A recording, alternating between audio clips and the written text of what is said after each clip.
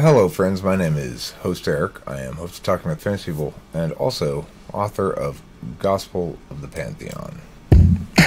It was 100,000 million years ago. Things were really slow. Nobody else yet to show. Place the slabs below and plant them so the plan can start to go.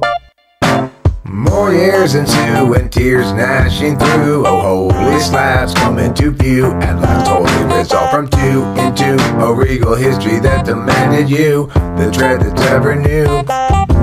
It was 100,000 million years ago. Things were really slow. Nobody else yet to show. Place the slabs below and plant them so the plan can start to go. Welcome back.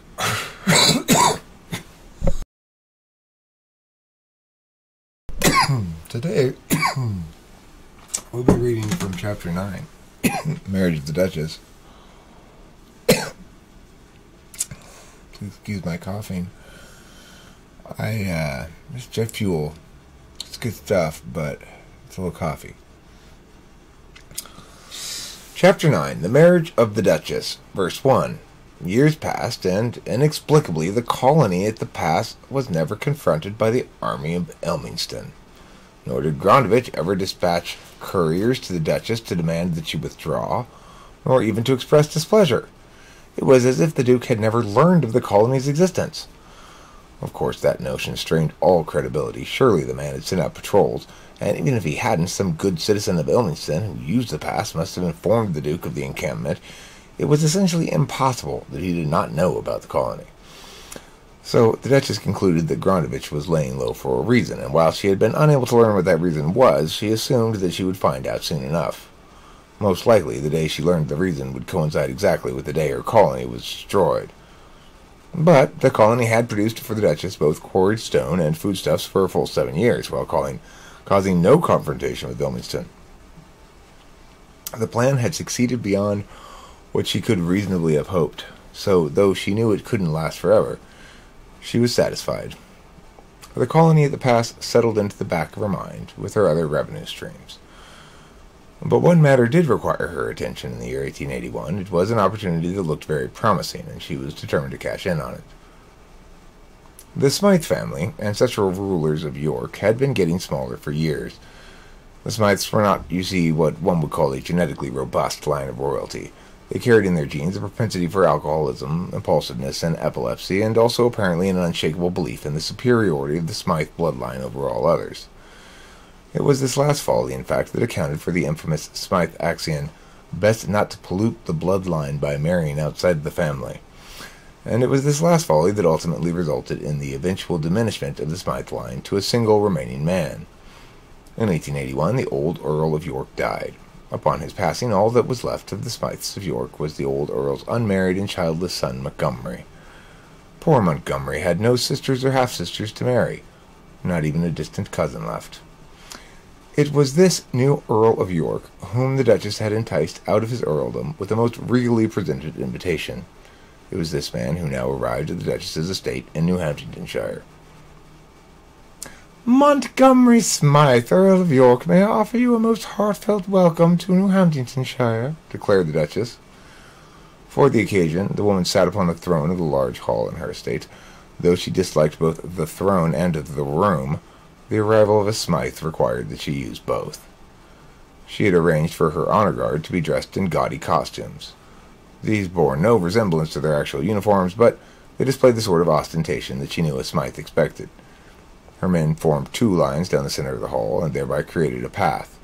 Upon the length of this path lay an ornate rug strewn with flower petals, and it was down this path, and upon this bepedaled rug, that Montgomery Smythe now walked.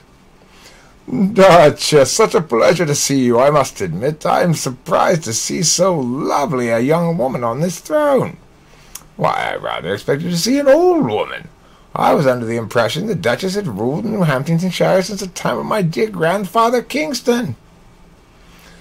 The foppish new Earl of York strode at an even pace atop the flower petals as he spoke. His chamberlain had entered the hall first, and had then returned to describe the setting to Smythe before the Earl entered the room himself. Montgomery adhered strictly to a simple policy. He never looked at peasants. It was nevertheless important to him to know precisely how the Duchess had outfitted her people for the occasion, so he settled on the above-described solution. "Oh, dear Montgomery," rued the Duchess, "I fear this is a common mistake, and I am most sorry not to have made clear to you my recent ascension to the throne. I'm the 3rd consecutive Duchess of New Hamptonshire. My mother, sadly, recently passed away." Smythe's attention was primarily focused upon his own inimitable grace. The Earl made certain that his eyes never left the Duchess, and that his walk never faltered. But he wasn't listening at all. "I do apologize for any misunderstanding," continued the woman, "but one can't be too careful when it comes to information. Not every power on the Isle is as reliable a friend as the Earldom of York, you know." "It's easy," thought Smythe, to stride with confidence. He knew that he cut quite a dashing figure indeed. He had gone with an ornately embroidered black long coat for the occasion. He had left said overgarment unbuttoned so as to reveal pale the green vest, the whispers of lace that adorned his neck. At the chest, his light gold silk shirt poked above the top button of his vest. Matching green riding breeches and lamb's wool riding boots completed the ensemble. But as he neared the throne, he recalled that the Duchess had said something. "What did you say?" I said, dear sir," replied the woman, "that I apologize for any misunderstanding. You see, my mother recently died, and she too was known as the Duchess." Montgomery Smythe blinked a few times and considered what the woman had just said. "Oh, yes! You mean about your age? Because I said I expected somebody older, yes?" "Precisely, good sir," said the Duchess, "and I just wanted to beg your forgiveness for the misunderstanding." "Think nothing of it, dear girl. My regent apparently heard from traders that you had ruled for many years, so it was entirely my fault. Purchasing information from a commoner is like purchasing advice from a peasant, I suppose, eh? Ha, pay, eh?" "Ah," laughed the Duchess, "surely true words have never been spoken, good sir." "I have come bearing gifts, Duchess, in thanks of your most gracious invitation," said Smythe, and the Earl gestured to the long line of servants that he assumed stood behind him, but that in actuality had not yet entered the building. The Duchess saw nothing, and for a moment she said nothing, assuming that the Earl would turn and see his mistake. But it quickly became evident that he intended to do no such thing, and that he planned instead to wait, arm outstretched where he had flourished it, until he heard the reply that he anticipated hearing. "Wonderful!" exclaimed the Duchess finally, and then, after a pause, she attempted a girlish giggle, eyes wide, mouth set in a wide grin. Smythe offered a deep bow. "It was the very least I could do, dear friend. Now, I don't doubt you've no small feast waiting for me. A feast, if you will, fitting for an earl. An earl! An earl!" Again the Earl awaited a response, and this time the Duchess was quicker to provide one. "Ha!" she laughed. "Oh, yes, good sir, indeed such a feast awaits us." "Well, then, let us eat it, then, Duchess, for I know you are anxious to see the wondrous gifts that I have brought up close, and I am eager to know the delights of your table." So the two retired arm in arm to the dining room, and as they walked, the Earl told the Duchess stories of the society happenings in York, and of his own rapier wit, and of the stupidity of the peasants. The Duchess stopped him only once, briefly, when she saw her regent attempting to get her attention. "Forgive the interruption, Earl, and know that to disrupt so fascinating a story pains me greatly, but, well—" "I should hope so, milady," frowned the Earl. "I was just getting to the part where I gave that fellow what for." Oh, and I am most eager to hear it, dear sir, most eager indeed," scrambled the woman, "but I must chastise this stupid fellow right here. I had insisted upon yellow flowers in my chamber this morning, and I awoke to discover red. I fear if I do not speak to him now, he will think that I permit such sloppiness to go unpunished. I am new to the throne, if you recall, and I wish to establish the proper respect before the servants develop an insolent attitude." "Very well," said the Earl. "I suppose it will take you some time to learn how best to deal with the serving folk. I must say, though, it is not becoming a lady to speak to those of common blood. I will not even look at any but my regents or my chamberlain. Had the Earl glanced toward the man the Duchess indicated, he would have seen that the fellow was, indeed, one of the noblewoman's regents, but the Duchess elected not to point this fact out. "Oh, you have much indeed to teach me regarding the arts of sovereignty, Earl Smythe, and I am anxious to learn. But if you will indulge me for this one small folly, I would be most grateful. I apologize for the short delay." "Of course, my dear," said the Earl graciously. "It is unreasonable of me to expect you to understand the intricacies of ruling so soon. Go right ahead. I shall admire this rather elegant tapestry, while you attend to your miscreant." "What is it?" hissed the Duchess, once safely out of earshot. The Earl's chamberlain has informed me that the Earl will only eat upon a table covered in silk, and that he will wipe his mouth only with silk napkins." "Do we have such things?" "I have the staff working on it as we speak, but the table won't be ready for at least 20 minutes, replied the regent. "Okay, let me think," said the woman. "Have wine set out on the patio on the east side of the house. Be sure to use the gold-leaf crystal goblets, and replace the iron chairs with the silk-clad ones for the library." "Okay, I'll see to it," and the regent made to leave. The Duchess grabbed the man's arm before he could run off. "And make sure Smythe's servants, the ones with the gifts, are directed to the dining room." "As you say, milady," and again he moved to go. The Duchess held fast to the man's arm. "And talk to the Earl's chamberlain some more. Find out what else this buffoon might expect. Get as much information from the chamberlain as possible. Then talk to the Earl's regents if he brought them. Let's avoid any more surprises, if at all possible." "Is that it?" "Yes." And the man again went to carry out his instructions. "My dear Montgomery, I thank you muchly for your patience," said the Duchess upon returning to the Earl's side. "I am ready to proceed." "Ah, Duchess, good. Now, I believe I was telling you about the time the Count of Vicely met the business into my wit. Eh? Yes, eh?" "Oh, indeed you were, good sir. Apparently that gentleman forgot who he was dealing with. Yes? No?" "Forgot indeed, eh? Ha, ha, ha, ha, ha, eh?" And with that, the two rulers continued their walk. The Earl was so engrossed in relating his triumph to the Duchess that he did not notice that the woman made 2 consecutive right turns and headed the pair back in the direction from which they had come. This is particularly of note because, of course, the Earl's estate was identical to the Duchess's. Both had been built from the same blueprint, the most opulent estate design available. The Earl did, however, notice when the Duchess slid open a wide glass door and ushered the man outside and onto a shaded patio. "And that, noble lady," yammered the Earl, "is what you might call—" The Earl paused and looked around him confused. "Are we out of doors?" he asked. "We are indeed. Surely, good woman, you cannot expect me to dine in the open like some shepherd." "Of course not, dear Earl. In fact, I would not dream of doing you the insult of asking you to dine at all, considering." There was a long pause. The Duchess watched the Earl blink until at last the man processed the fact that the Duchess had said something. "What's that, my dear? What did you say?" he asked. Smythe had been directing all his concentration at the puzzle of finding himself out of doors, you see, and had not been prepared to hear the woman's words. "I said that I would not dream of doing you the insult of asking you to dine at all, considering." "Considering what? I was under the distinct impression we were making our way to a feast." "Really?" asked the Duchess, feigning surprise. "Well, good Earl, perhaps you do things differently, but in New Hamptonshire, when one noble receives another into her home, the two must share wine upon the patio before any food can be consumed." The Duchess gestured to the wine that had been placed upon the table, and to the silk-backed chairs that the staff had brought to replace the iron ones, and to the gold-leaf crystal goblets waiting to be filled.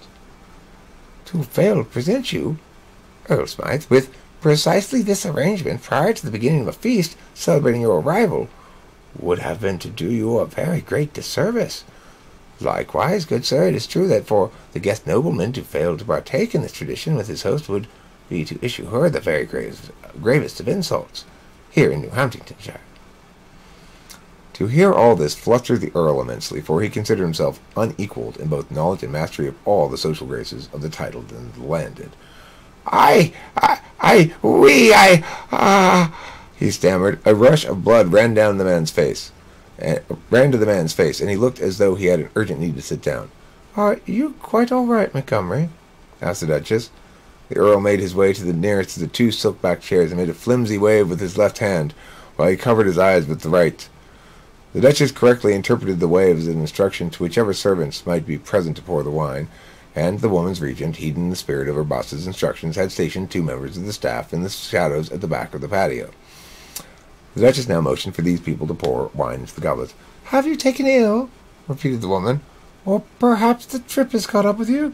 I don't doubt that such a voyage afforded far too few of the comforts to which one of your station is accustomed."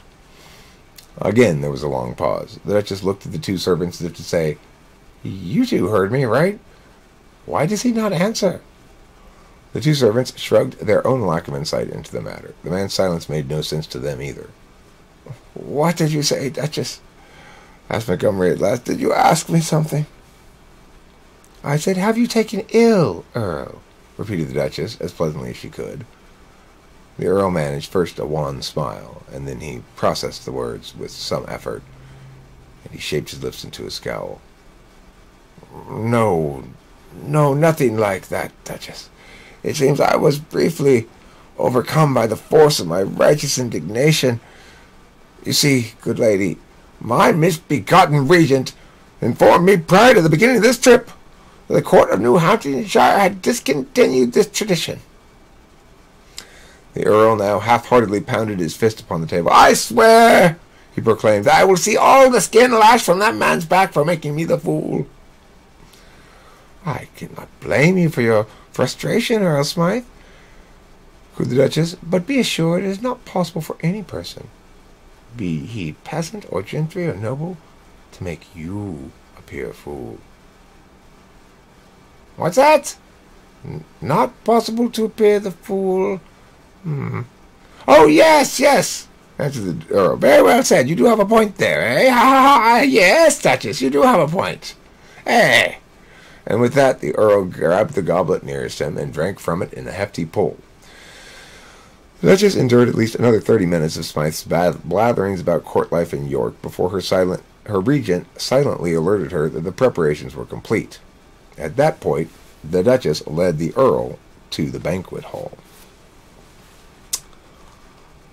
Verse 2. Smythe had arrived at the Duchess's estate on a Sunday, and the Duchess was to spend the whole of the week wooing the man. But by Tuesday afternoon she had revised that schedule. The revision was necessary because she feared that if she forced herself to spend 3 more full days in the company of the Earl, she would end up stabbing herself in the head just to put an end to the torture. So just after dinner on Tuesday evening she launched phase 2 of the plan well ahead of schedule. "Montgomery," she said, as the 2 sipped dessert wine and picked at pastries, "may I be honest with you?"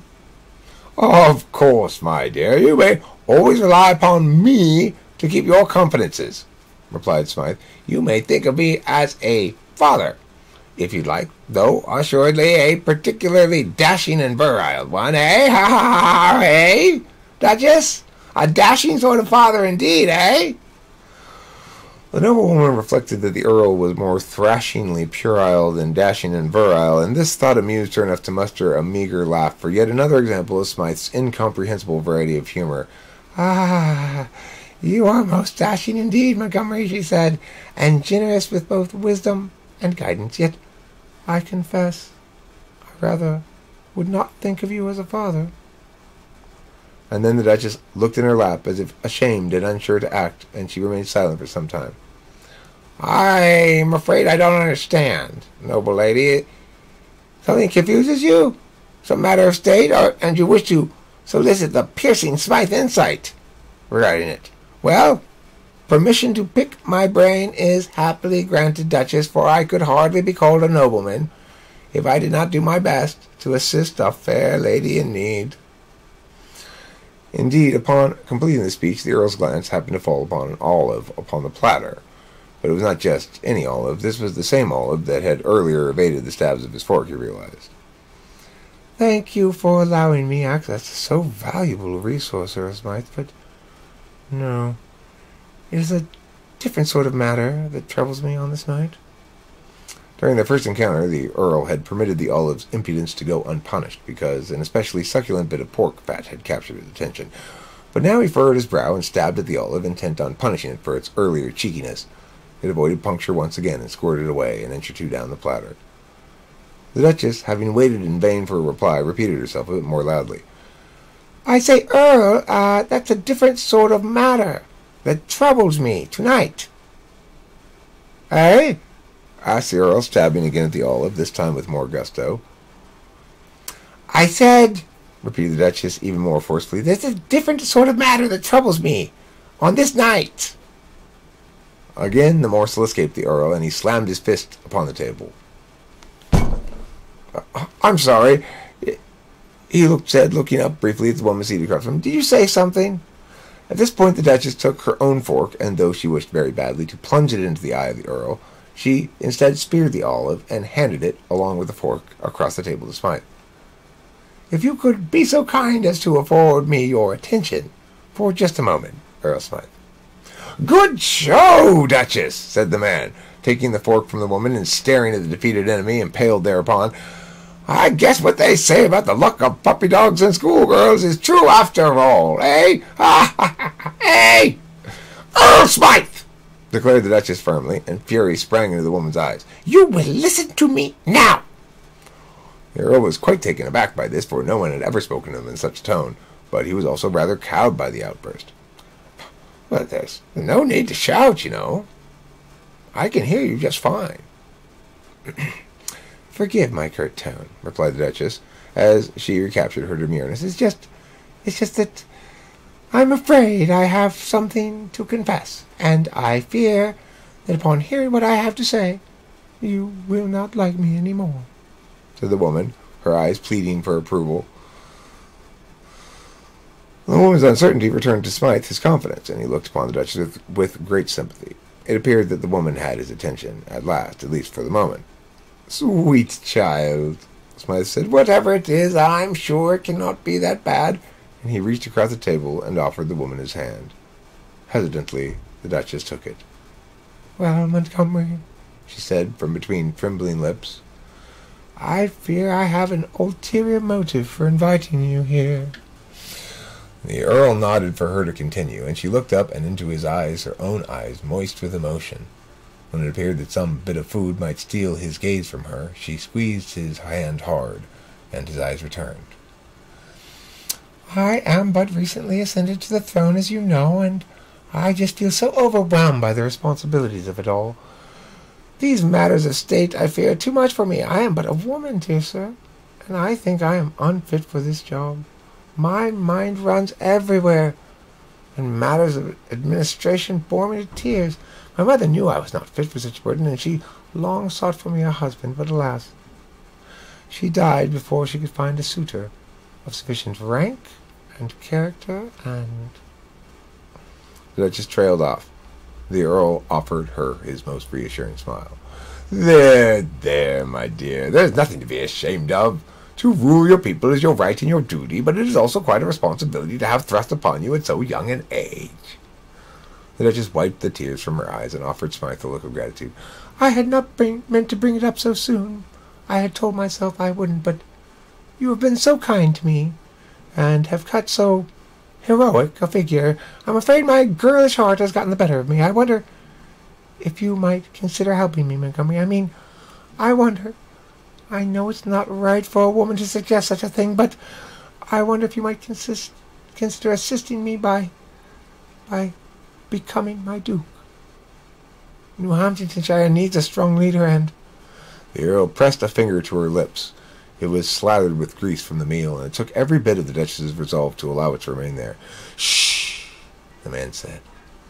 "Quiet now, my sweet." He took his finger from her mouth, and, along with the rest of that oily paw, used it to clasp the noblewoman's other hand. "You are in luck, child. I was betrothed to my sister, for you know the Smythe's bloodline is without equal, and I would have been quite unworthy the name were I to have chosen to dilute our purity when a suitable candidate within the family was available. But my sister died several years back, before we could marry. Sadly, no other family remains. That is tragic news indeed, Earl, but I must confess that despite the weight of my sympathy within my bosom, my heart yet leaps a bit to hear it. Fear not, my lovely woman. I cannot be cross with you for that. You would hardly be a woman after all if your heart remained still at such news. So then are you? Yes, my precious bird, I will take you as my wife. The blood that courses through your frail, innocent body is noble blood, and you are worthy of the surname Smythe. I will be a most dutiful wife, continued the Duchess, as though still trying to convince the man. And I will love you with every ounce of my heart. Indeed, good sir, I already do. The Earl smiled indulgently. Duchess, he cooed, I said yes. I will make you my wife. The Duchess broke into a wide smile and clapped her hands. Can we begin planning the wedding tomorrow? She asked excitedly. The Earl nodded. I must tell my ladies-in-waiting, exclaimed the Duchess. Of course, my dear, Smythe said with a wave, as the Duchess scurried from the room. Now that the Earl had his hands back, his eyes searched the table. There had been something, he thought, that he had been trying to do before the Duchess had started in with her girlish talk of romance. Something that had needed to be taught a lesson, perhaps. Yes, he remembered now. It had been something in need of a good stabbing. The Earl picked up his fork so that once he figured out what it exactly was, he might get right down to it. But when he raised the fork in the air, he saw that there was an olive on the end of the utensil. Aha! That had been the scoundrel he had needed to stab. Well, well! It looked as though the morsel had simply given up and impaled itself on the prongs to avoid his noble wrath. Wise choice, my little green friend, the Earl said to the olive, and then, with a great sense of accomplishment, the man ate it. Okay, that's it for this video. This is kind of a fun chapter. I'll do the next verses in a second. Let me play the song. It was 100,000 million years ago. Things were really slow. Nobody else yet to show. Place the slabs below and plant them so the plan can start to go. More years ensue and tears gnashing through. Oh, holy slabs come into view. At last holy resolve from two into a regal history that demanded you the dread that's ever new. It was 100,000 million years ago. Things were really slow. Nobody else yet to show. Place the slabs below and plant them so the plan can start to go.